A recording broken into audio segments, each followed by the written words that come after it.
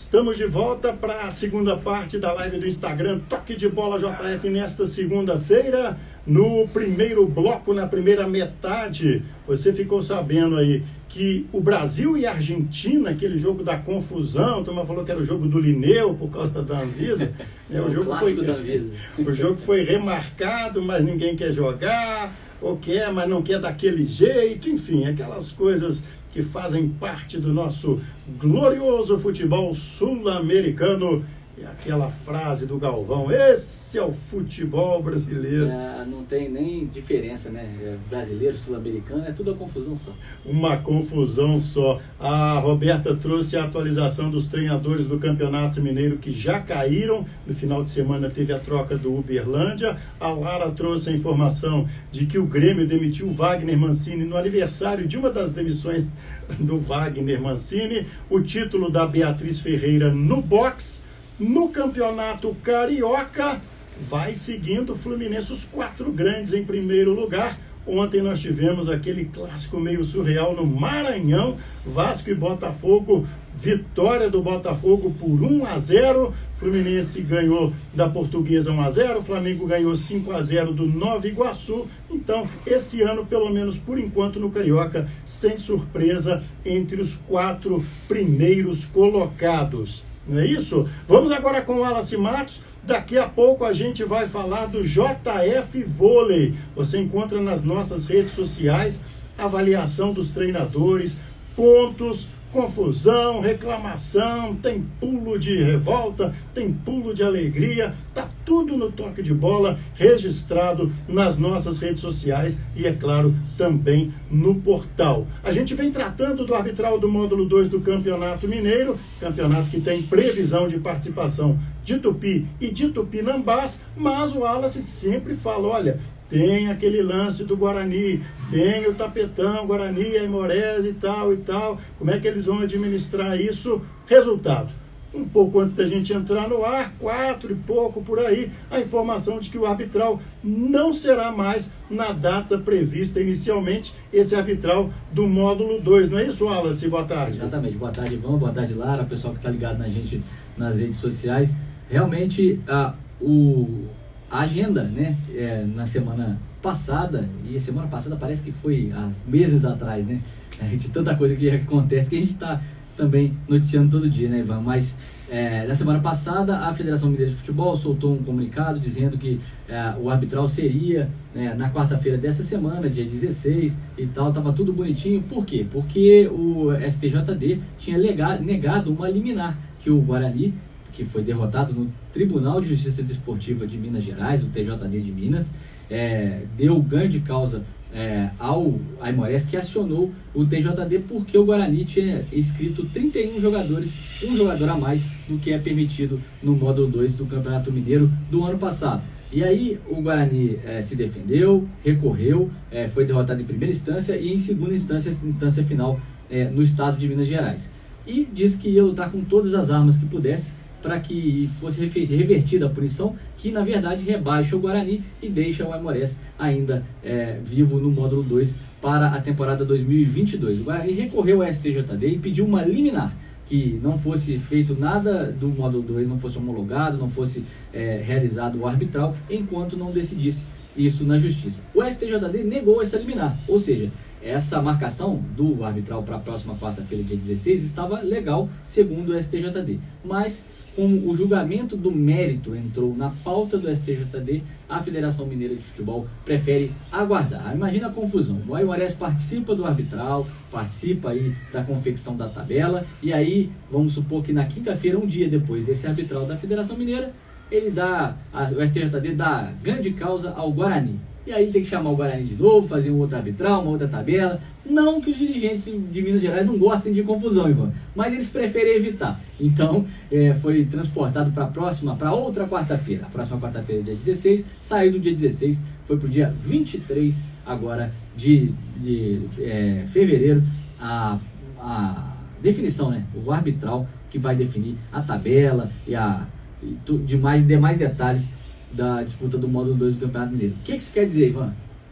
O quê? Que teremos só o final de abril ou início de maio para as partidas do módulo 2. Ou seja, torcedor, aguarde. Aguarde, fica naquela expectativa, né? Tupi e Tupinambás vivendo movimentações em algum momento semelhantes, né? Porque ambos, coincidentemente ou não, estão tratando da venda dos seus terrenos ou de permutas, né? A gente tem várias reportagens sobre isso, para quem está perguntando, né? A gente já debateu esse assunto em lives. Então entra no Toque de Bola, no portal toquedebola.esp.br. Tem o dossiê Tupi, né, que é um registro onde estão várias reportagens sobre esse momento conturbado do Tupi. No nosso canal do YouTube tem não só, né, trechos de entrevistas de dirigentes do Tupi, como do próprio Tupinambás, falando, né, dessa intenção de cada um de abrir mão de parte do que eles, né, têm de patrimônio, que é uma crítica que os torcedores fazem, mas nos dois casos, embora sejam situações diferentes, em alguns momentos parecidas, mas os dirigentes alegam que as transações vão refletir em aumento de patrimônio e não perda de patrimônio. E como a gente sempre comenta por aqui, o torcedor da cidade, já muito desconfiado e com motivo, fica sem acreditar que isso vai dar certo. E nós de São Tomé, né? Vamos aguardando. A gente acompanha. Vamos entrevistando. A gente, antes de chamar novamente a Lara Valentim para falar da Champions, né? A turma que gosta do futebol internacional. E o lance lá do Chelsea no pênalti. Quem reparou, hein? Quem não reparou? O nome de um cara mais estranho que eu já vi, o nome de jogador, pegou a bola, Azpilicueta. Já pensou se o pai e a mãe colocam o teu nome de Azpilicueta? Se fosse no futebol brasileiro, iam chamá-lo de Aspi, alguma coisa assim. Mas como é do Chelsea, né? Então ele ficou lá, não sei se você acompanhou nesses bastidores do jogo, foi uma das coisas mais comentadas do pós-jogo. Ele pegou a bola para bater o pênalti, final da prorrogação, muito difícil o Palmeiras conseguir empatar e tal. Aí ele ficou ali, pegou a bola como se fosse bater o pênalti e todo mundo lá do Palmeiras, é claro, né? Foi lá encher o saco, né? Não sei em que língua falaram, mas... né? Mas ele entende mais ou menos o português porque ele é espanhol, né? Então... né? Aí ele ficou... Aí quando todo mundo parou de amolar, ele saiu da marca do pênalti, passou a bola para o outro jogador, o Havertz, né? E ele que acabou marcando o gol. Como eu disse com o meu amigo Beto Vidal, Wallace, se perde esse gol também, o que eles iam malhar, né? O cara estava preparado, tava pronto, passou para o outro, mas futebol sempre foi assim. Se foi verdade. Gol, se ganhou, é tudo lindo, né? Depois do jogo, o Havertz até falou sobre isso, né? Para a transmissão internacional, ele até disse que eu era o terceiro batedor, os outros dois não estavam em campo, então era eu que era para bater. Não sei o que o Marcos Felipe estava fazendo ali naquela hora com a bola, não. Despistou bem, né? Despistou bem. E a turma que estava num barzinho assim, né? Não vou citar nomes, falou, gol das Pilicuetas, né? Não, para com a água mineral, que não foi ele, não. Foi o outro. Eu mandar um abraço aqui, aproveitar que a gente falou de Tupi, para o Rony Testa, que assumiu aí a comunicação do clube nesses últimos dias. Um abraço, fé e força para você, meu querido. Estamos juntos e vamos, nesse momento conturbado do Carijó aí, te encher muita paciência.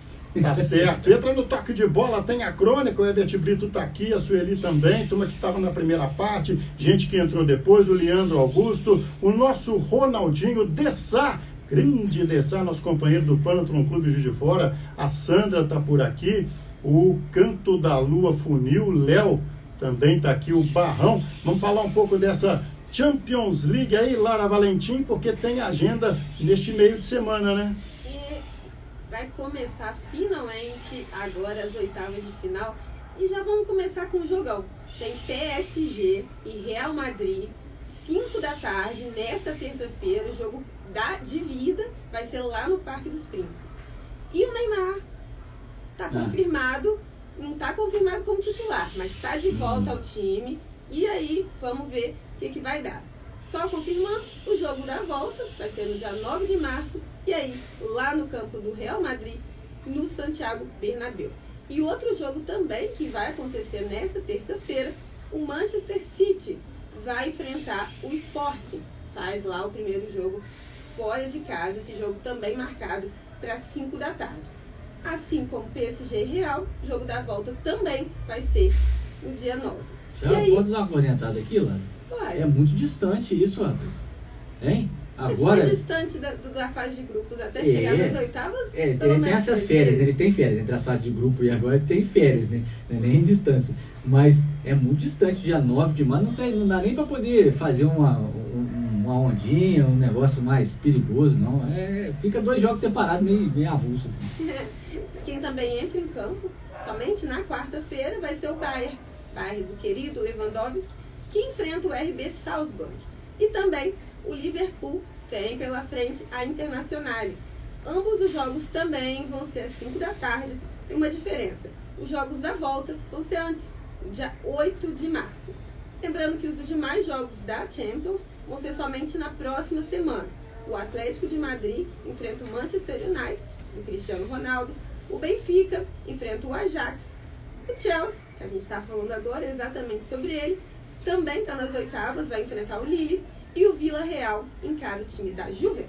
Exatamente. Tá aí então, tá tudo aqui, ó. Isso aqui são só, né, destaques, resumos. A grande maioria dessas informações você encontra no portal, nas redes sociais do Toque de Bola. Um abraço para o Luizinho Marques, que entrou aqui também no nosso Instagram, Toque de Bola JF. A gente tem o apoio do Plask, da Santa Casa de Juiz de Fora e do Projeto Cidadão Consciente da Hiperrol Embalagens. Tivemos no sábado jogo em Juiz de Fora pela Superliga B, ainda sem a permissão da presença de público. Aliás, não há previsão de público nesta primeira fase da Superliga, chamada fase classificatória. Os jogos aqui em Juiz de Fora sem público. JF contra o Vôlei Futuro Araçatuba, que vinha de um jogo polêmico, em que ele deixou a quadra perdendo o jogo já por 3-7-1, perdia o terceiro set por 20-16, e aqui em Juiz de Fora, com a cobertura do Toque de Bola, muitas reportagens nas nossas redes no portal, um jogo de 3-2, que quase que entrou no domingo, né, Wallace? Exatamente.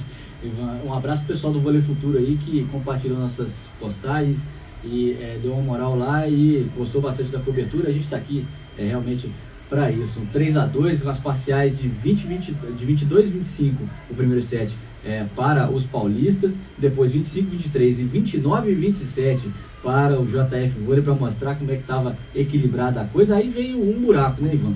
Um set de 25-18 para o Vôlei Futuro. Eu falei assim, gente, não é possível, tá? Gastaram tudo agora nos 3 primeiros sets e acabou? Vai ser assim? Não, o JF Vôlei voltou a carga, e no quinto set, que eles acharam que era de 25, mas é só 15, tá, gente? O tie break só tem 15, mas foi 23-21.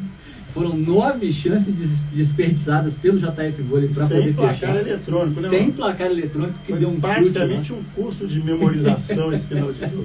É verdade, estava longe. Foi bom que eu testei as lentes do olho.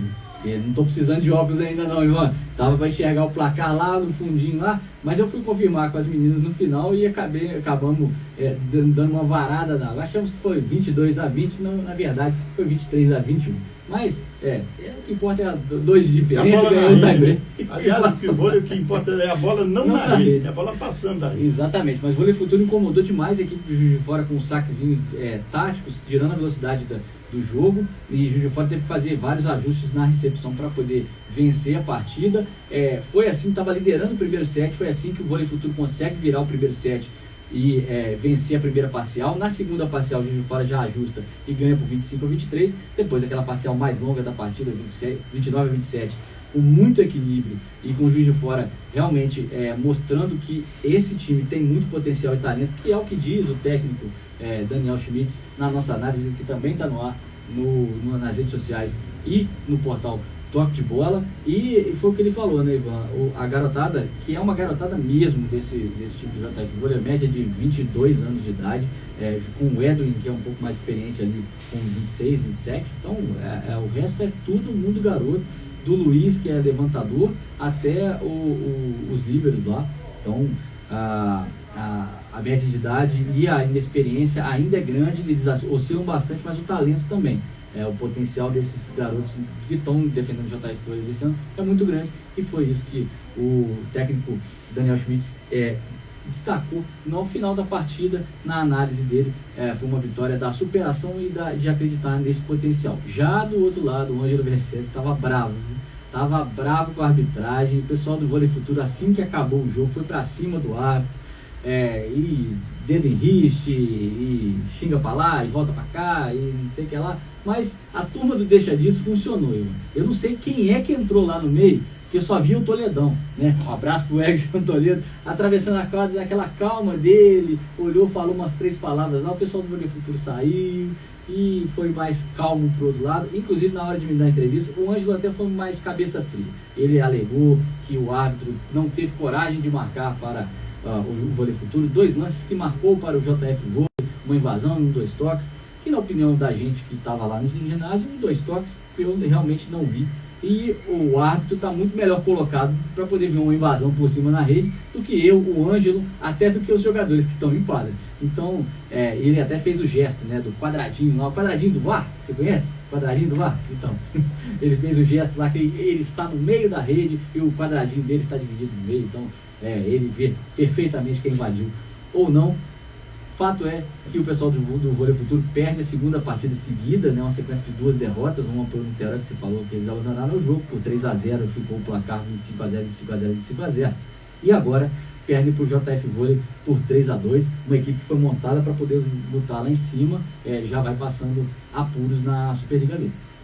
É legal. Você que não acompanha o Toque de Bola, muita gente que está aqui, a gente até conhece algumas pessoas, outras às vezes a gente conhece, mas pelo nome do Instagram a gente tem dificuldade de identificar. Muita gente já conhece o nosso trabalho, mas se você não conhece, quando tem um jogo da Superliga B, a gente traz não só a expectativa do time da cidade, é claro que a gente tem uma torcida pelo time da cidade, mas traz também a expectativa do outro time, né? Por exemplo, se eles estão com investimento para subir agora ou não, né? Tem equipes que são projetos que de repente, né, não miram diretamente uma vaga. É claro que se vê a vaga, eles vão aproveitar, né? Tomara que não aconteça com eles o que aconteceu com o nosso JF Vôlei, né, que o pessoal ainda pergunta pra gente como que eles estão disputando a Superliga B, se eles ganharam essa Superliga B invicta no ano passado. Nesse formato, né, Ivan, é a primeira vez que isso acontece, né? Na verdade, é o primeiro título inédito,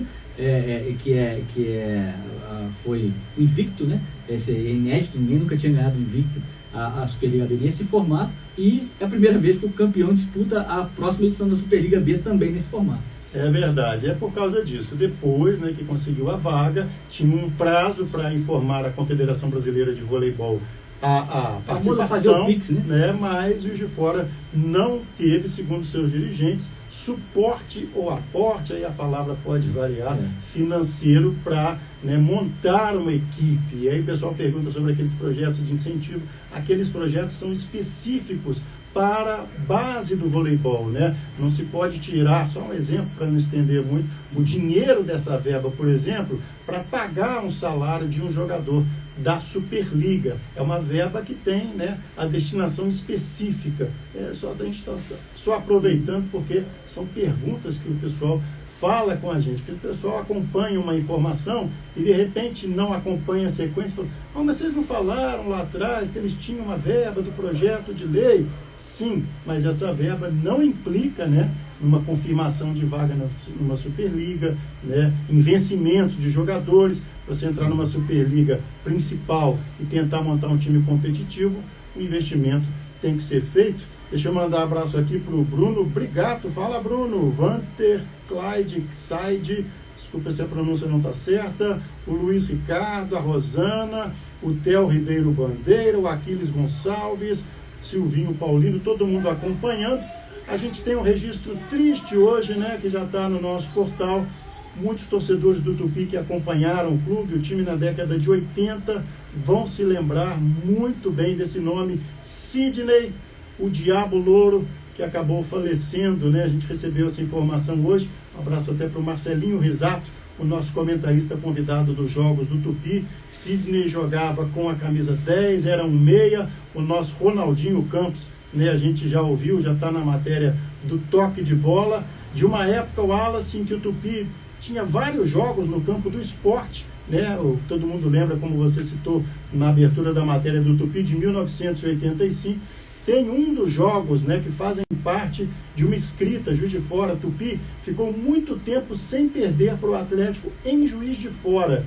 E uma das matérias, né, um dos registros que a gente faz na reportagem é o nosso Ronaldinho, amigo do Toque de Bola, está sempre ligado, entrou na live agorinha, dizendo de um jogo no Estádio do Esporte, jogando contra o Atlético, que tinha batedor de falta razoável, né? Éder, Nelinho. Só. E o Tupi faz um Luizinho gol Nazário com o Sidney Wallace no último minuto contra o Atlético no estádio José Procópio Teixeira, dando sequência àquela escrita, né? Durante muitos anos o Tupi não perdeu para o Atlético em Juiz de Fora, é um nome muito forte, a gente vai continuar ouvindo outras pessoas que conviveram com ele aqui no seu tempo glorioso do Galo de Santa Terezinha. Exatamente, esse jogo foi no dia 19 de setembro de 85, né? E na súmula tá 43 do segundo tempo, tá, Ivan? Não é no último minuto, não, que a memória da galera lembra que acabou, né, assim?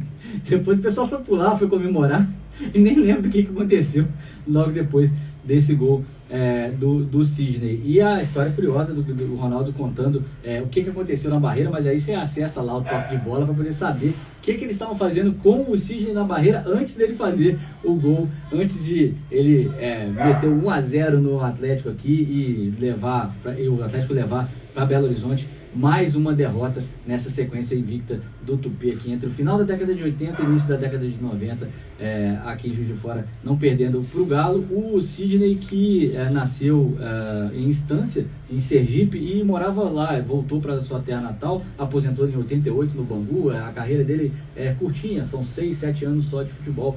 Antigamente as lesões também e a falta de preparo dos jogadores, né, especificamente para a sequência de lesões e fisicamente, encurtava muitas carreiras. O Sidney é uma dessas aí, terminou em 88 no Bangu, e ele voltou para a Estância, já logo depois se botou no meio do futebol de novo, assumiu como dirigente o próprio Estância, clube do qual ele era presidente agora, e que levou aí em 2015 a ser campeão lá sergipano, figurou aí com competições nacionais como Copa do Brasil, e tal.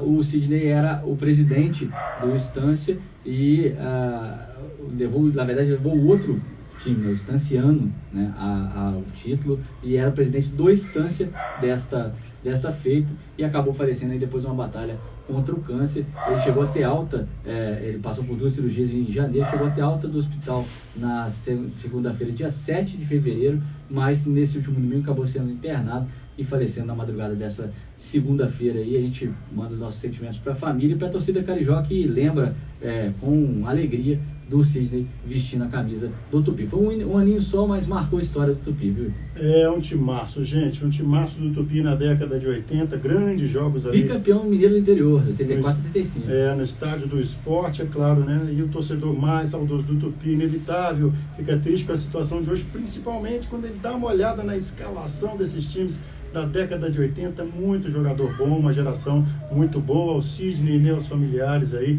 aos amigos, aos atletas, torcedores e dirigentes do Tupi também que conviveram com ele, os nossos sentimentos. Tudo que a gente falou aqui, praticamente tudo, está nas nossas redes sociais, está no portal. Para fechar, 2 registros ontem, para quem estava ali beliscando o futebolzinho, início da noite. Primeiro, o nosso Danilo aqui de Bicas, marcando um gol heróico de cabeça para a Juve, já aos 45 do segundo tempo, no escanteio, deu um testaço na bola, gol. A gente fala que é Jusforano, é de Bicas, está valendo, é aqui da região. Se for bem, a gente fala que é de cidade, estão brincando, é de Bicas. E mais um pouquinho, o jogo São Bernardo e o poderoso Red Bull Bragantino. Quem é o nome do jogo? Vitinho, jogador aqui de Juiz de Fora, campeão brasileiro pelo Tupi em 2011. Não sabemos por que cargas d'água, na hora dos gols do Fantástico, deram nome e sobrenome para o Vitinho, sem falar que o apelido dele é Vitinho. Deve ser falta de tempo, ou então porque era um jogo, não era um clássico, né? Mas parabéns ao Vitinho.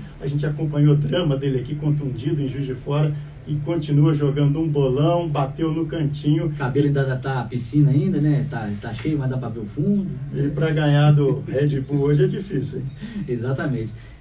Um abraço pro Vitinho e só registrar o que a gente deu nas redes sociais e também no portal nesse último fim de semana, no domingo, foi o Super Bowl. O Los Angeles Rams foi campeão da NFL, e se você quer saber um pouquinho mais de futebol americano, acessa lá nas nossas redes sociais e na matéria, que além do Super Bowl a gente ainda explica como é que é o jogo ainda. Você que está curtindo, começando agora. Com certeza. Tem crônica também do Dia Mundial do Rádio. Tá tudo lá no Toque de Bola. Um abraço pro Alves Guilherme Lucas, Luciene Barros, todo mundo acompanhando aqui no Instagram, com apoio do Plasque, da Santa Casa e do Projeto Cidadão Consciente da Hiperron Embalagens. Esse vídeo tá subindo pro nosso Instagram, depois a gente joga ele pro YouTube. Tá em 2 partes essa live de segunda-feira do Toque de Bola. Boa semana para você. Valeu, Wallace, Roberta, Mônica Lara. A gente segue aqui no Toque de Bola. Valeu!